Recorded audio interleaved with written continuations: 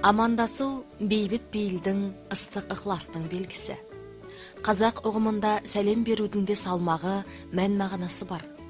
Қазақ халқының ең үлкен сыйластық дәстүрі кәрі мен жасқа, ұл мен қызға, ана мен келінге деген ерекше құрмет ретінде әртүрлі амандасқан.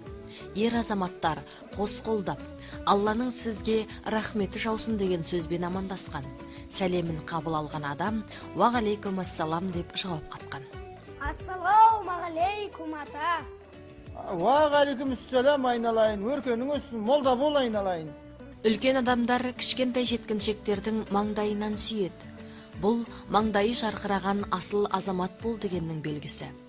Ал көзден сүйу, көзімнің ағы мен қарасындай қымбатсың, өмірімнің жалғасысың, менің көзімсің дегенді білдіреді. Қазақ 2 жастан асқан баланы бүлдіршін дейді. Бұлдырлап тілі шыққанда періштедей пәк перзентті тек иіскеп қана қойған. Өйткені жас баланың иісін иіскегенде қарт адам рухани нұрланады екен. Халқымыздың амандасу салтының ішіндегі ең ерекшесі келіннің сәлемі. Келін ата-енесі мен қайын жұртына қол беріп, немесе бет жақындасып амандаспаған.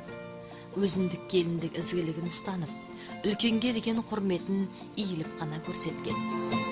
Ұлтымыздың ұранды ұлы ат үстінде жүрген.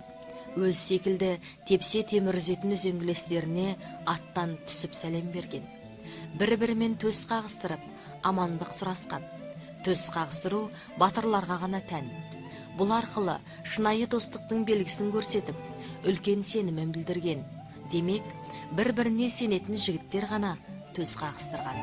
Қырасып келе жатқан қыздар серлерді кезіктіріп қалатын болса, бас изеп қана амандасқан.